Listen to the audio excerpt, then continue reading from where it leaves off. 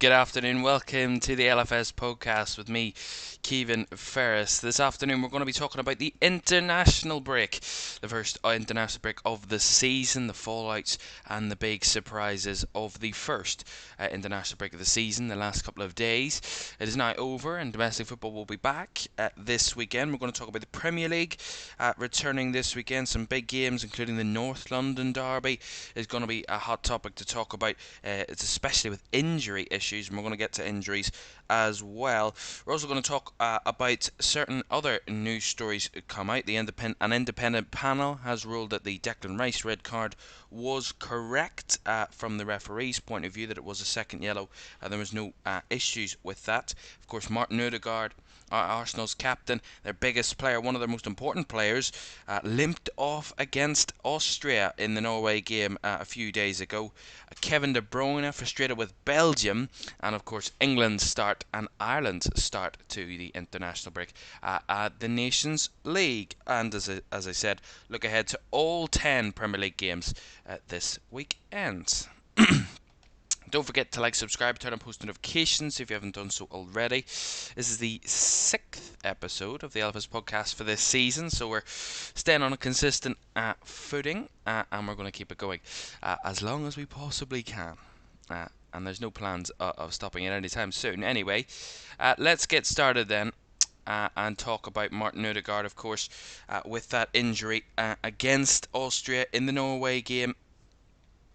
For Norway against Austria, is set to be out for at least 3 weeks, according to the report today, with an ankle injury. According to Norway's team doctor, Ole Sand said there was probably no fracture to Odegaard's left ankle, which he has injured while playing for Norway on Monday, but added that an absence of less than 3 weeks would be just a bonus. Odegaard limped off during Norway's Nations League win over Austria on Tuesday. The 25-year-old midfielder returned to London, where he underwent an MRI scan. Arsenal have said that manager Mikel Arteta will provide an update during his news conference on Friday before Sunday's North London derby at Tottenham. Of course, the Norway team doctor said such an ankle injury often take at least 3 weeks. Anything other than that is just a bonus, and then it can take longer. What we have so far obtained from the MRI examination in London is that there is probably no fracture in the ankle. Arsenal are almost certain there is no breach, but this may still take some time. In the event of a fracture, we're talking about being out of action for at least 6 weeks or more. So it looks like Martin Odegaard will not be in the Arsenal squad until at least October. If he is set to be out for 3 weeks, he will miss 5 games for Arsenal, including this really intense period where the top teams start to play 3 games a week.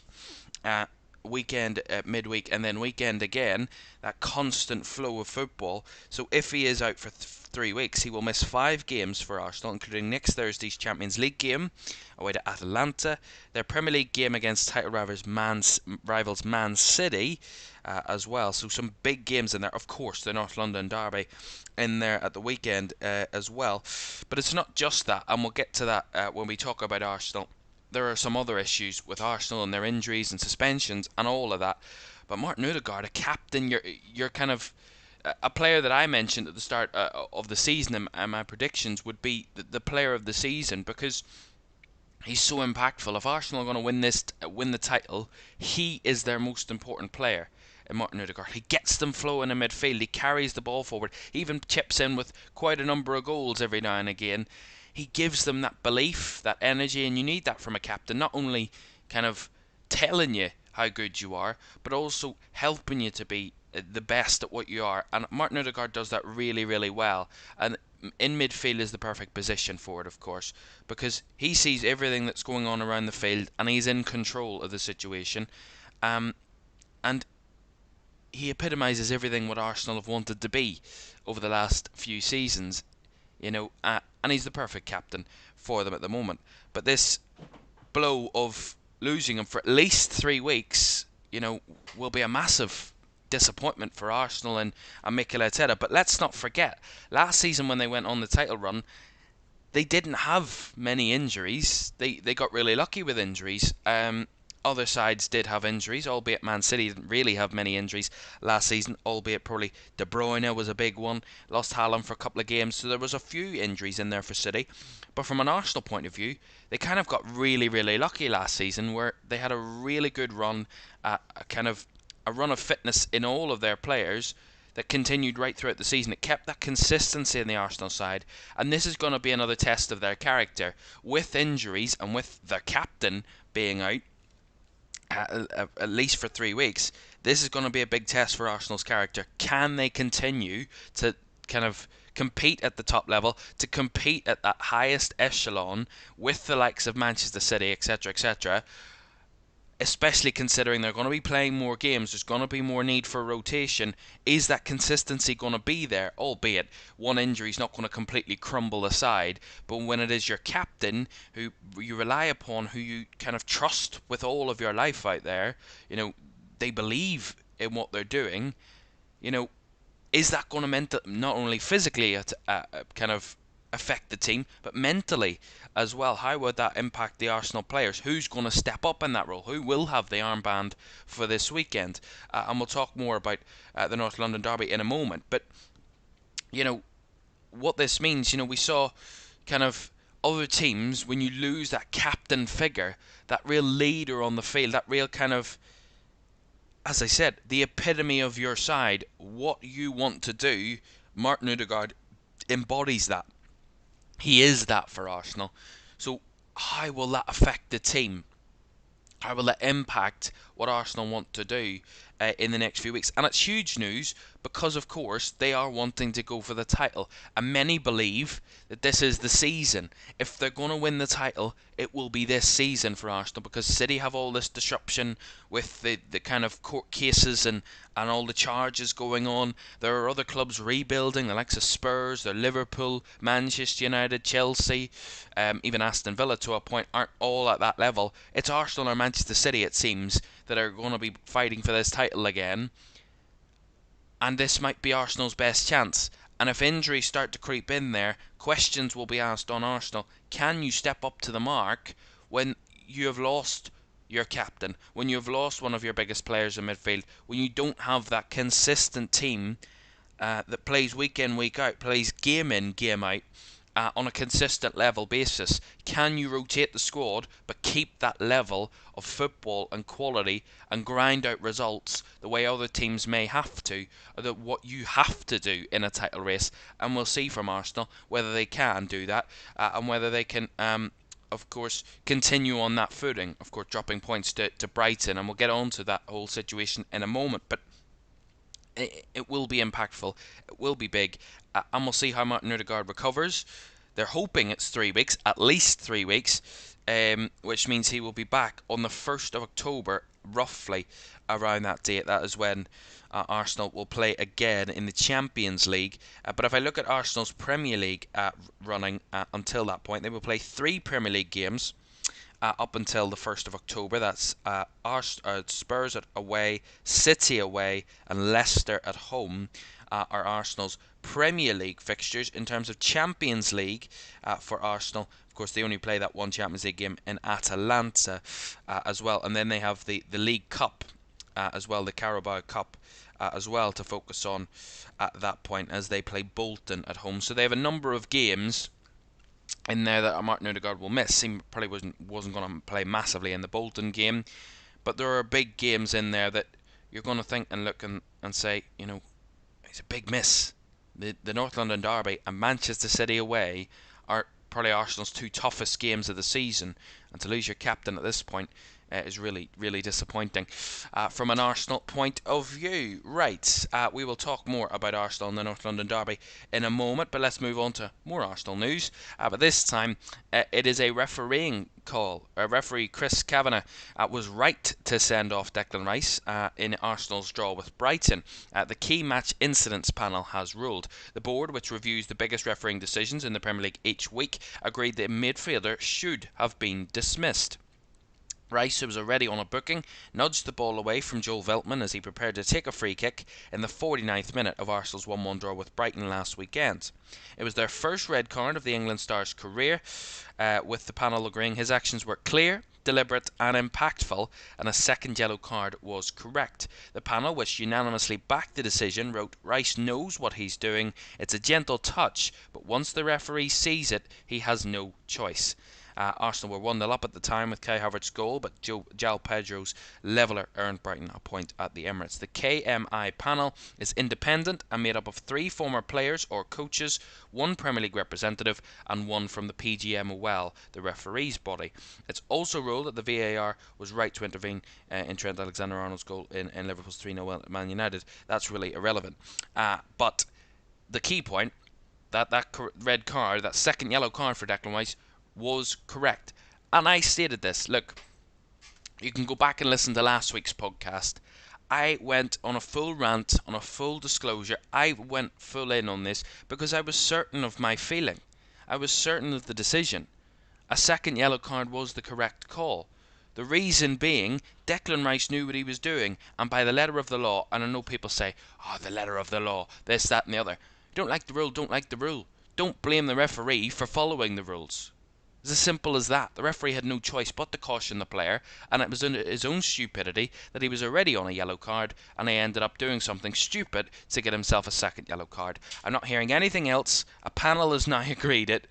I mean, are we really coming to this where these blatant decisions, these real simple ones, and people say, "Oh, the game's gone if that's a yellow card"? There are lots of other decisions out there that people can be more frustrated about. The fact that VAR have certain interventions where they don't need to intervene, don't need to get involved, but they do. The VAR didn't get involved in this because they can't. That's a good thing. The referee made a good decision. He was applauded for it by me and others. Not that I'm giving credit for that, but you know what I mean. He made the right call. There was nothing the referee could do. And you say sometimes, and I've heard kind of former players say it, you give the referee a decision to make, and he did. He did something idiotic, stupid, very avoidable, and he gave the referee a decision to make. And the panel, what was the panel's name? The Key Match Incidents Panel. That's a lovely name. It's an independent panel, of course, so it's independent of the Premier League and all their kind of cronies. So it's not like they've kind of coerced this or made it up. It's an independent panel that reviews all these decisions, and they have agreed that Chris Caoimhan was correct. And I think, for once, praise a referee for doing the right thing. Albeit Arsenal fans will go being up in arms and saying, "Oh, he shouldn't have given me a yellow card, he shouldn't have done this, should have done that." I would be more angry at your own player for getting a second yellow card in that situation, especially a experienced player in Declan Rice, who is no fool. He knows exactly what he was doing, and you know, he got rightfully justice for it. There was justice served because he made a stupid decision and the referee made a right call. And credit to Chris Caoimhan for making that decision. It's not often I like to praise referees, but when it is right to praise them, you praise them. And I would say that was the correct decision. So, that's Arsenal done for now until we talk about the Premier League. Let's move on back to internationals then, and let's move to a frustrated Manchester City midfielder. That's very rare to hear. Kevin De Bruyne says Belgium have to be better in every way after they were beaten comfortably by France in the Nations League on Monday. The Manchester City midfielder said he had let his teammates know what went wrong during a charged exchange at half-time. Belgium are third in League A Group 2, level on 3 points with France. De Bruyne conceded the side are not as good as they were in 2018 when they reached the semi-finals of the World Cup, but added, "Other things are unacceptable. I'm not going to say what." Well, Belgium opened their Nations League campaign with a 3-1 win against Israel, with De Bruyne scoring twice. But after starting brightly against France, they fell behind 2 goals by Caoimhan and Ousmane Dembele. Well, speaking to Belgian broadcaster VTM after the 2-0 defeat, Kevin De Bruyne said, "I would not elaborate on what was said during his half-time team talk. I cannot repeat that in the media, but it has to be better in every way. If the standard we want to reach is the best, we are no longer good enough to get to that level. Then you have to give everything. If you don't even do that, it's over." Well, De Bruyne did, however, highlight what he feels is a weakness in Belgium's style of play. He says, "If you stay with 6 at the back, there is no connection," he added. "It is what it is. It is not about transition, but about people who do not perform their tasks." Wow. Well, Belgian head coach Domenico Tedesco said he could see why De Bruyne was frustrated with the performance. He said he is our captain and he has a huge winning mentality, so he can also react emotionally.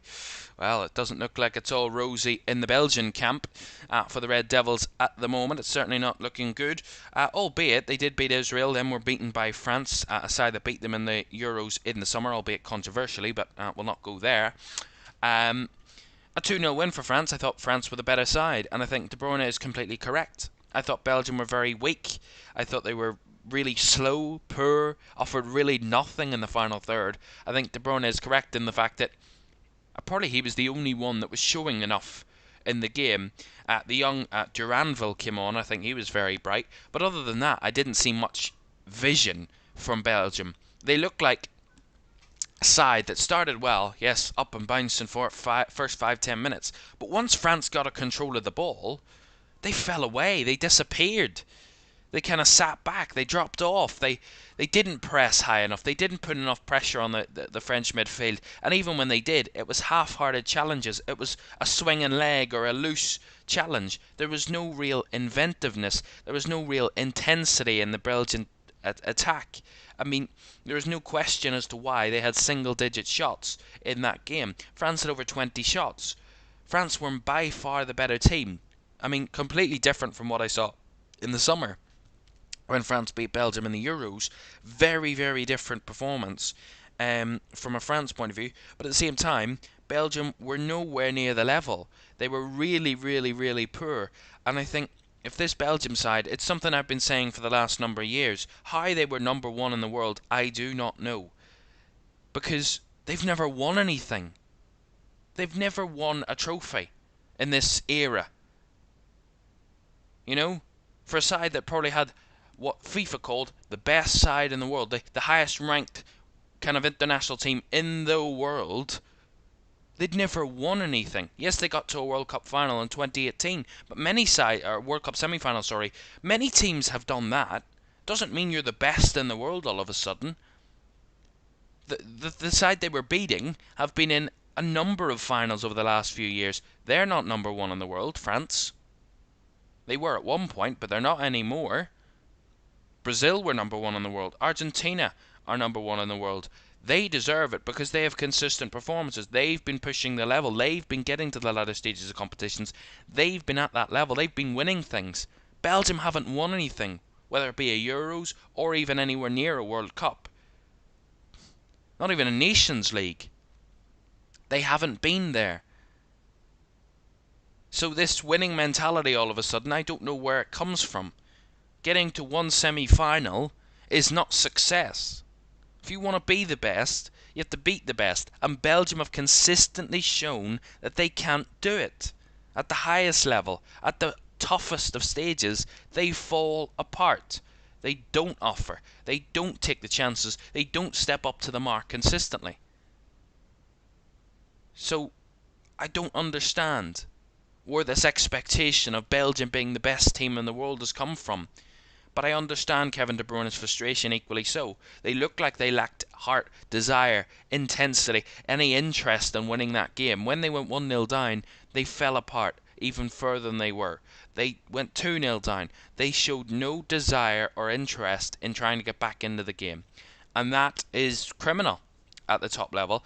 It is inexcusable. And for a guy like Kevin De Bruyne, who's not used to being in those situations, it is frustrating. And his head coach says that the captain has to be the captain is the leader, is the emotion in the side. But I don't know if that's going to work for Belgium. I don't know what Belgium are up to at the minute. From what I saw during the week the other night, it was certainly nowhere near the level, and they deservedly lost to France, and anything other than a France win would have been a disservice to the football match that I watched and witnessed, because Belgium didn't deserve anything at all. And if they're going to want to stay in the top division of Nations League football, they're going to have to buck up their ideas and start performing, and they've got Italy next. That's not going to be an easy one either. An Italy side who beat France, by the way. So this is an Italy side who started 6 points from 6. That's not an easy task. but you're going to have to beat the best to be the best. And Italy aren't at their best, but Belgium need to show up with a performance to reignite their chances of anything, any sort of productivity or any sort of kind of positivity out of this Nations League campaign so far, because beating Israel is certainly not one to be writing home about, to be honest. You know, all three teams in that group should be beating Israel because they are much better quality. Italy, France and Belgium all have much more quality. That's not disrespecting Israel, it's just being honest. All three countries have better quality. So they should be beating Israel. But I said it on, what was it, Tuesday night, that this game was being played. I said it in the commentary. It will come down to these head-to-heads between each of these teams, and France winning against Belgium gives them that upper hand. Albeit they have to still go away to Belgium, and there's still another chance for Belgium to bounce back. But, you know, you need every single point that you can in a group stage like this when it's so tight, so close, and it could be a difference between you going to a quarter-final of the Nations League and being relegated from the Nations League. It is that close, and it is that tight of a question mark. And one of those three teams, Italy, France or Belgium, will miss out. They will, because only the top two teams have a chance at getting to the quarterfinals. So we'll see. We'll see what happens there. But Belgium beaten by France, and Kevin De Bruyne certainly frustrated by that one. Let's move on then to England. Positive news for England. Back-to-back wins to start their Nations League campaign. 2-0 wins over Ireland and Finland, respectively, under new interim boss Lee Carsley, who came through the ranks. Harry Kane made his 100th, got his 100th cap for England, the England captain, and he capped it off with two spectacular goals as Finland were beaten at Wembley. In the Nations League, Kane received a golden cap before kick-off to mark the occasion, and wore golden boots, which he used in style to break down a stubborn Finland side. England had struggled to turn possession into goals, Kane twice being denied by Finland keeper Lukas Hardecki, and having a goal ruled out for offside before breaking the deadlock with a 67th international goal. It was an absolute screamer of a goal. It's a wonderful shot. I said it on commentary last night. It will go down in history in the highlights reel. That is an incredible goal. He absolutely rockets it in off the underside of the crossbar and in off the roof of the netting. It's an absolute wonderful effort, and it epitomised him. Of course, then, as it says here, it was a goal befitting of the occasion. It was indeed. Kane taking a clever pass in the 57th minute from Trent Alexander-Arnold in his stride before escaping the attentions of the Finnish defence to flash a stunning shot past Hardecki. It then got even better, as 14 minutes from time, when England debutant Noni Madueke set him up for another clinical finish, which gave the defiant Hradecki no chance. It was England's reward for a much improved second half display that ensured interim manager Lee Carsley had started his reign with 2 wins after beating the Republic of Ireland in Dublin on Saturday. So England, 2 wins from 2, a perfect start to the campaign in the Nations League, and expecting England, of course, in this group, of course, feeling that they're above the level of Ireland, Finland and Greece, as they should be beating. But a really positive performance, and one player other than Harry Kane that I want to point out from that last night is Trent Alexander-Arnold.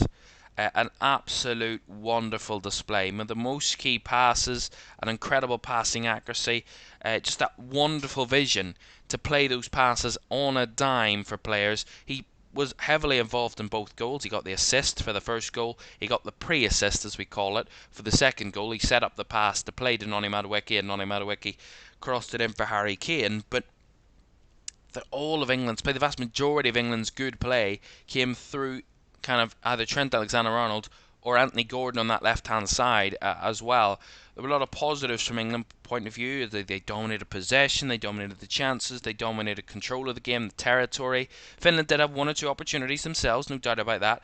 But at the same time, England at no point looked like they were going to lose that game or drop points in that game. They looked commanding, controlled, well on for it.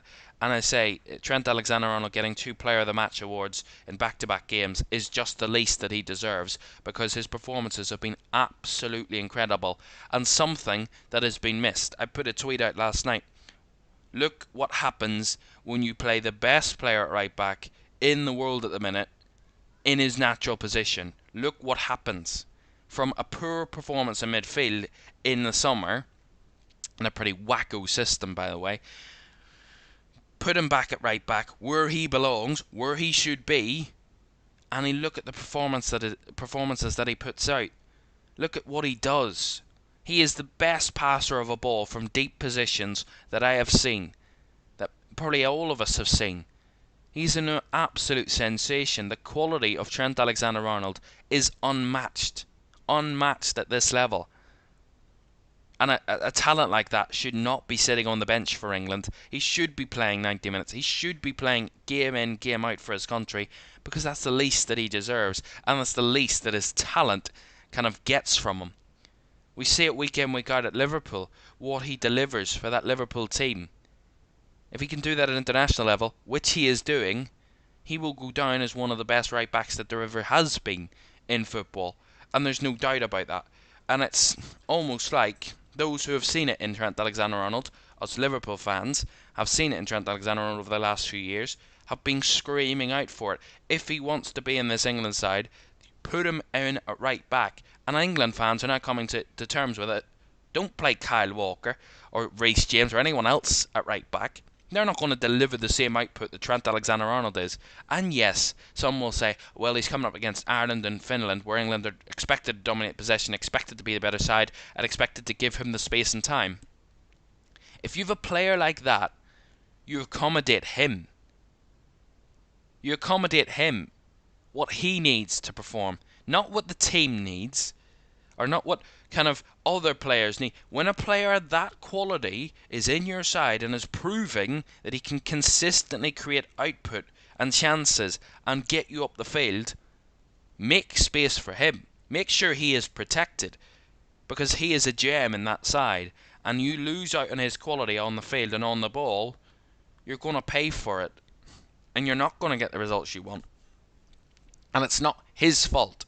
You need to accommodate him to make sure that he is kind of protected in that role, to make sure that he has the quality and the ability and the time to find that space. Yes, he's capable of finding gaps and spaces and linking up play really, really well. He is. But when you get him the ball deep, in deep positions, he can fire it anywhere on the field. And Trent Alexander-Arnold deserves that massive praise and deserves that kind of expectation from him now, because he can deliver on it. Incredible. England 2 wins from 2. Perfect start to the campaign. Quite contrastingly, though, on the other side of the Irish Sea, Ireland beaten on back-to-back games without scoring a goal, beaten 2-0 both games in Dublin against England and against Greece. And I could go all day. I won't. I will save you the earache of going on about Ireland all day, but I will not go there with any. Will not tread lightly on this one. As we can say, Lee Carsley started his reign as England's interim manager with a UEFA Nations League win against the Republic of Ireland. Declan Rice and Jack Grealish both scoring against the country they used to represent. Of course, Carsley, a former player for Ireland, is in charge of England's. It doesn't look good for Ireland, really. It didn't look good at all.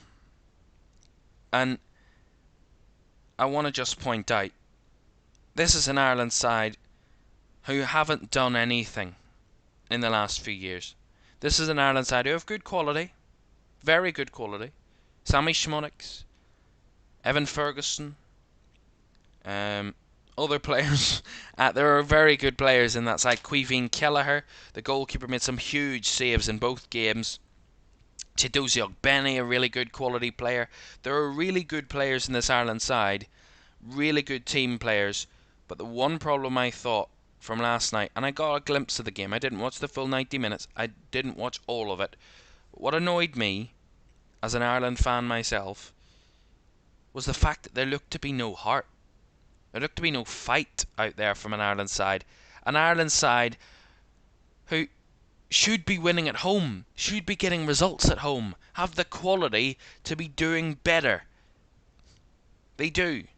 But I don't know what's happened to this Ireland side over the last number of years. They have lost their identity. They've lost their fight, their desire, their work rate. They've lost everything. They show nothing in games of football anymore to show us what we want to see, to show us any sort of fight for that badge on their shirt. I see none of it. They may sing the national anthem, or some of them do, anyway, in that lineup.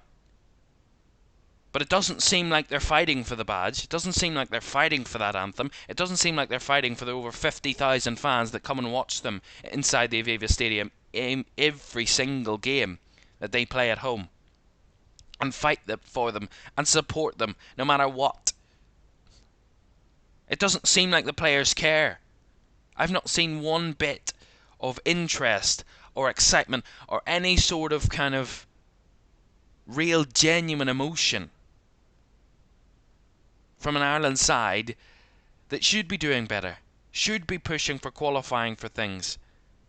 They have the quality. It's not like they're a side that's well below par and well off it. They're a side that should be competing, should be battling, should be winning things, should be not winning trophies. It's a bit above their level, but they should be competing and trying to get into the World Cup and into the Euros. They haven't been in an international competition since 2016. They haven't been in a World Cup for over 20 years. I've never seen Ireland in a World Cup. I was born in 2004, 20 years ago, and I haven't seen Ireland in a World Cup. This generation of an Ireland team that consistently underachieves, underperforms, and does not give what they're capable of giving. They can win the odd game, but what side can't? Even San Marino can win the odd game now. It's pathetic from Ireland. Pathetic. It's really not on. And look, I'm not expecting them to beat England. Not at all. England are above the level. But at least compete against Greece. And against Finland. We're yet to see Finland. I dread to look and think about the Finland games. But fight. Give something. I saw nothing. It's weak. It's slow. It's well below the level. Nowhere near it. Dreadful. Dreadful. And I'm going to move on because I could talk all day about it, but I refuse to put myself in such a bad mood about it. But genuinely, I struggle to see where this Ireland team can improve.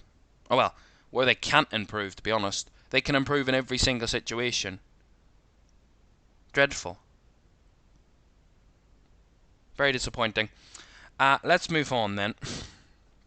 That is our international roundup of all the big stories from the international break. We will move on to the Premier League. The Premier League is back this weekend. Match day 4. 3 games down, 35 to go. And we have another one of those 35 coming your way this weekend. And we're going to start with the big one to look forward to Sunday afternoon live in LFS from 2 o'clock. The North London Derby. The first North London Derby of the season sees Arsenal head to the Tottenham Hotspur Stadium in North London. A short trip, of course, for the Gunners, but of course, as I've already mentioned and already kind of alluded to already in the podcast so far a bit earlier on, is the fact that of Arsenal's injuries, and could that be a big problem for them heading into this one. I'll just read you out what Arsenal's injuries are at this moment in time. They have 7 players out injured at this moment in time. Mikel Merino is out until at least the late October with a shoulder injury. He got that injury after being involved in a kind of scuffle in training, an accident in training, so he's out. Martin Odegaard, we've found in the last few days, he's out for at least 3 weeks. Tomiyasu's out. Rice is suspended. He will be back available to play on the 19th, which is their Champions League game next Thursday, but for this weekend he is suspended. Gabriel Jesus is unlikely to play at the weekend. Same with Calafiori. He's unlikely to play, but is being assessed. And there's no return date for Kieran Tierney. So there are injuries in this Arsenal side. Some pretty big injuries in this Arsenal side. In Odegaard and in Rice, well, those are the 2 biggest kind of absences for this weekend's game. Is it going to be a big problem? Is it going to struggle? Are Arsenal going to struggle with a consistent basis over the next few weeks without their big stars, without some of their big stars, without some of the biggest players in their squad, trying to battle them through? And albeit that's what about being a squad, or about having a squad, is about players that can fill in, that can be put in the biggest moments and deliver, that can keep the consistency, that can not drop the level. And I think Arsenal do have that quality in the side, but sometimes I think their squad depth isn't as exciting or isn't kind of as deep as what it could be. You know, we talked about Declan Rice being missing for a game. Who are they going to put in midfield? Going to drop Jorginho in there? Are they going to drop... Well, they might put Havertz, drop him into that position.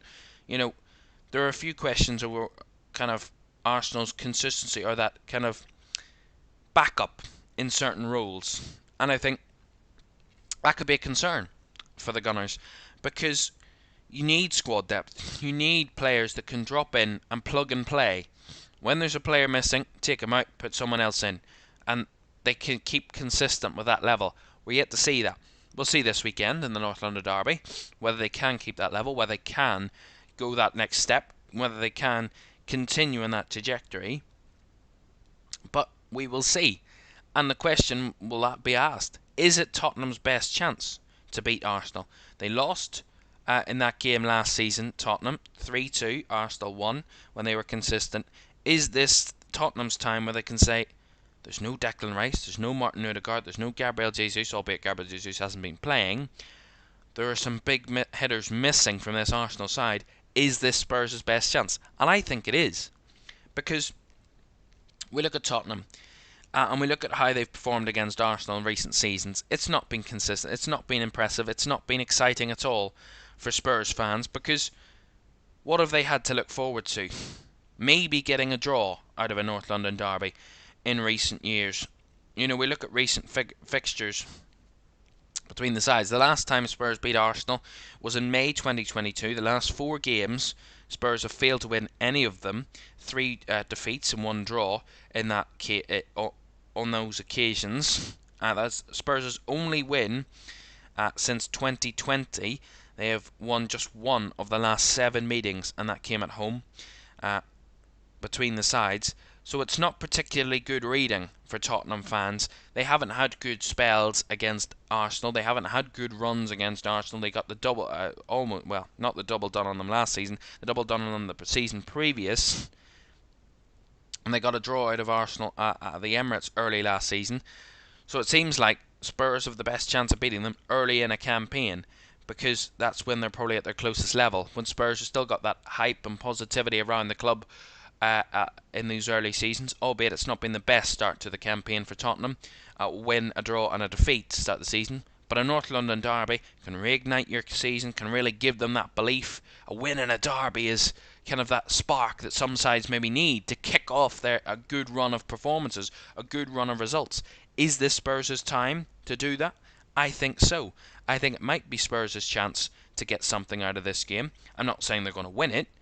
I'm not saying they're going to absolutely destroy Arsenal, but I think if they're going to do something against Arsenal, this is probably the best time. When their captain's out and when one of their best midfielders is out, you have a very good chance at trying to dominate this Arsenal side, to trying your best. Now, that's not saying you're going to win the game or going to cruise their way through Arsenal, but it's not going to be an easy run-of-the-mill result for Arsenal or Spurs. It's going to be a highly contested game. This game is the North London Derby is one of my favourite games to watch every season, because it's so exciting. There's always something happening. There's always drama. There's always excitement. There's always kind of that feistiness of a North London derby, that derby feel about this, and I love that about this game. And it makes you feel like both teams are battling to the death for the result. And we saw that epitomised late last season in the 3-2 win for Arsenal. It was down to the death. It was a battle till the very last moment for the result. And I love that in a derby. It makes it very competitive, both sides on level footings going into the game. And I think Spurs might have a chance of getting something out of this one. Being at home also helps them as well, because their only home result, the only win this season, is at home in that 4-0 win over Everton. The other 2 games both coming away from home, where they have dropped points. And I think Arsenal need to dig deep this weekend. If they're going to win this game and show their true character, I think they need to dig deep. I think they need to show that real intensity, that real team spirit that they have, that they'll be like, Yes, it's a North London derby. Yes, we don't have our captain. Yes, we don't have Declan Rice. But look at what we do have. Look at what we can show you. Look at what we can do when we are depleted slightly, when we are kind of without some of our best players. We can still deliver. We can still go out there and win. We can still get the result. And I think that's important for Arsenal this weekend, because if they do drop points, then you do start to ask questions. Are they capable? Are they able to stay at the consistent level at the top with the others when the biggest games come around? When the biggest game comes around, one of their toughest games of the season, Spurs away, can they get through it? Can they push through it? Can they get the result? And I think if this Arsenal side do tomorrow on Sunday, then they certainly I certainly think that they will prove that they can be a very competitive side, and they probably could go for the title this season again. They need to show character in these big games, and if you don't, then you really will be kind of not at that consistent level with the likes of Manchester City, who can go away in tough big games away from home against the top opposition and get results. And I think Arsenal, for me, still have to prove that on certain levels, especially without certain big players in Martin Odegaard and Declan Rice. So, the North London derby this weekend as well. Let's move to a game on Saturday lunchtime on the South Coast. Manchester United take on Southampton away from home. They've lost 2 of their first 3 games, Manchester United, after winning 1-0 at home to Fulham on match day 1. They've lost their last 2 games to Brighton and to Liverpool. It's Southampton away, a newly promoted side, a side that hasn't shown anything this season to be positive about. 3 defeats from 3 for Southampton. Is this a must-win for Manchester United? Yes, it is. Can they afford to drop points? No. I think that if United don't win this game, they will be under massive pressure. Not only Erik ten Hag, but those players. Those fans already are at the temperament of their level. They're already on the edge of the cliff. All they need is a slight touch, a slight nudge to push them over the edge, and they will crumble. They will fall apart. They will go ballistic. You cannot afford to drop points against a side that has shown nothing, that has lost all of their first 3 games. And albeit Manchester United weren't probably that far away from not winning any of their first 3 games. So I wouldn't say that Man United are much better in terms of their performances and results this season than what we've seen from Southampton. Now, that you would say, oh, that's very harsh, because Southampton have played against 10 men and they played against sides they probably could be battling against, and they've looked awful. Yes, they have. But that doesn't matter at the end of the day. It's about how many points you have on the board. It's about how much kind of your result. What it's about, it's a results business. It's about what results you have after 3 games. And Manchester United's is not much more enamouring than Southampton's. They've won a game, but they won it 1-0. They've won 1 game out of their 3. And albeit you could say, oh, it's Brighton away and Liverpool at home, and Liverpool have that kind of that honeymoon factor about them, the new manager, the new regime, all that. Liverpool were by far the better side. No doubt about that. United showed nothing in that game. Really poor. Brighton away, yes, it's an away game, but this is a Brighton side under a new manager. A new system, a new regime. He's trying to kind of fill out his philosophy. Those 2 games with 2 teams with new managers have shown more tactical kind of analysis and more tactical awareness about their players and wanting to adapt their system than Man United have seen in the last 2.5 years under Erik ten Hag. And I don't want to go on a rant about Manchester United again, but it's there. They can't afford to drop points. They can't afford not to win this weekend. If they don't win away at Southampton, big questions will be asked. I'm not saying that Erik ten Hag will be sacked if Southampton get anything out of you, Manchester United, but he certainly won't be in the good books of anybody, I could say, from a Man United point of view. He certainly wouldn't be kind of employee of the month. You know, he certainly wouldn't be up at the upper echelons of the happy charts. Man United are 14th. They don't pick up points to a side that are rock bottom of the table. Then big questions will and should be asked. Because that's been Man United's problem. They show up against the bigger sides at times, albeit this season they haven't, but in previous seasons they've beaten Manchester City. They played well against Spurs and against Arsenal and against Chelsea, albeit probably losing some of those games, but they've shown up, they've gone to that level, they've matched the opposition. It's the smaller games that they lose. It's the games that they probably feel that they should be winning, where they do underperform. And do you know why that is? Because their system is a counter-attacking system. They've played counter-attacking football under Erik ten Hag. And when you dominate possession, it's pretty hard to play counter-attacking football, because you're expected to dominate possession against Southampton. No offence to Southampton, but you're expected to. When they dominate possession against Fulham, they're expected to dominate possession at home against Fulham, but they underperform because they don't know how to play in possession football. They don't know how to break a side down. Because when a side sits deep against Manchester United, they look clueless. They look like they're just winging it at times. And to be honest, I can't really blame them. Because when you're not consistently playing the same amount of game, or the same system, or the same ideas being drilled into you week in, week out, where you're swapping between systems week in, week out, and no consistency, then your side are clearly not going to find a rhythm.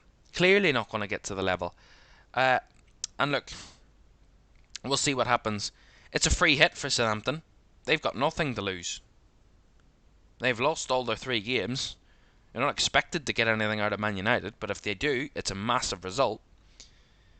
And there might be some concern over Bruno Fernandes for this one. He's going under a late fitness test for this one, after being a slight concern after Portugal's win over Scotland earlier in the week. So we will await news on what happens there, but I'm sure we'll hear from Erik ten Hag on tomorrow or on Friday, whenever his news conference is, to hear about Bruno Fernandes and whether or not he will be available for this weekend, because it was recorded as just a little bump. Whether that will be enough to keep Bruno Fernandes out, I doubt it, but if he is back in, it will be one precautionary. Ankle foot injury is the call for Bruno Fernandes. We'll see if he's going to be involved. Right, we'll see if Man United can avoid a real scare or a real embarrassment on the south coast.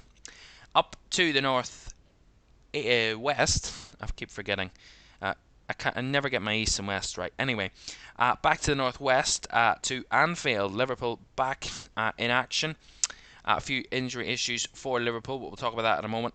But they're looking to keep their perfect start going this weekend. They host Nottingham Forest at Anfield Saturday at 3 o'clock. The Reds, amongst only 2 sides with a 100% record alongside Manchester City.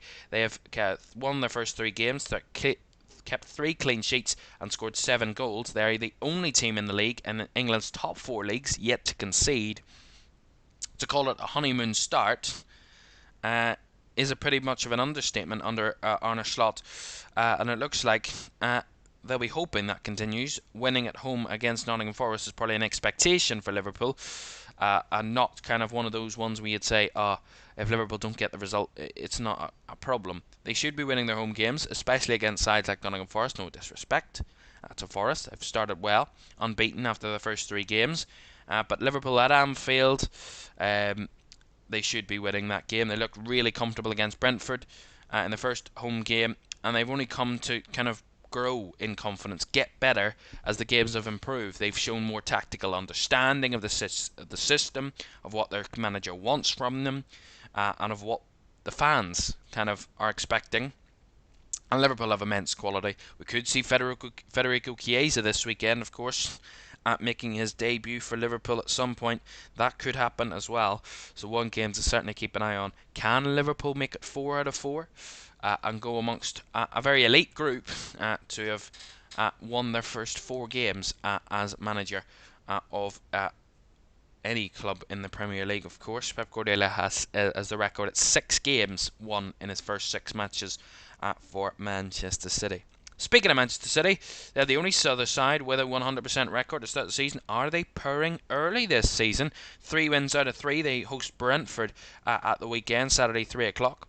Can that good starting Brentford cause an upset at the Etihad, or will Erling Haaland's very electric start to the campaign continue, having scored 7 goals in his first 3 games, including 2 hat-tricks on that one, back-to-back hat-tricks, of course, in City's results against Ipswich and against West Ham. As I said, City usually stumble to start the season. They're not maybe at their very best to start campaigns, where they do fall to silly results, to lose points, to drop points in games they probably should be winning early in a season, and they don't gain their best form until probably the latter end of the season. But the start we've seen from City is a very impressive one, a very unstoppable one at the moment, and to say that they're not favourites to win the title would be a pretty much of an understatement, considering their closest rivals last season have already dropped points. Can City keep their 100% record going? They've only conceded, I think they've conceded 2 goals. They have, yes, 1 on each of their last 2 games. So they're not particularly watertight at the moment. They are conceding early in the season, albeit only 2 goals after 3 games. That's not the worst record in the world, considering you've scored quite a lot going the other way. So I think City have played very well this season, and can they put early pressure on Arsenal? You know, winning again, making it 4 wins from 4, and Arsenal will think, oh, we're their closest rivals. They play a day later. Arsenal might have already some early pressure, and with the way that Arsenal are playing, and the way that kind of Mikel Arteta and the whole Arsenal team are celebrating after every single victory at the moment, and kind of getting very emotional, I think they need to calm themselves. I think this could affect them. If City do go on to win this game and keep their 100% record and make it 4 wins from 4 and open that gap to 5 points before Arsenal play at the weekend, it could put a lot of pressure on Arsenal going into that one. And if Arsenal drop points in that one, City will already have a significant 5-point gap possibly on an Arsenal side who they play in a week's time at home. So they could really have a dominating lead over Arsenal after a couple of games' time, if Arsenal don't win the North London derby and then don't get anything out of Man City in a week's time. It could look nervy. It could look pretty much, I wouldn't say horrible for Arsenal, but it certainly wouldn't be pretty, I'd have to say, for the Gunners, if they were to lose at the weekend and City giving off some early pressure. But 3 wins from 3, a good start for City. We'll see if they can continue to produce. Not talking about the North London derby. Premier League preview then. Let's just run you through the other 6 fixtures to come this weekend. Brighton take on Ipswich, Saturday 3 o'clock. Leicester head to Crystal Palace. Fulham welcome West Ham. And then the evening kickoff, 2 evening kickoffs on Saturday. Aston Villa against Everton at Villa Park. And Chelsea head to Bournemouth at the Vitality Stadium. That's Saturday at 8 o'clock. Before the late game on Sunday at 4:30 kickoff is Wolves against Newcastle. Right, that is it.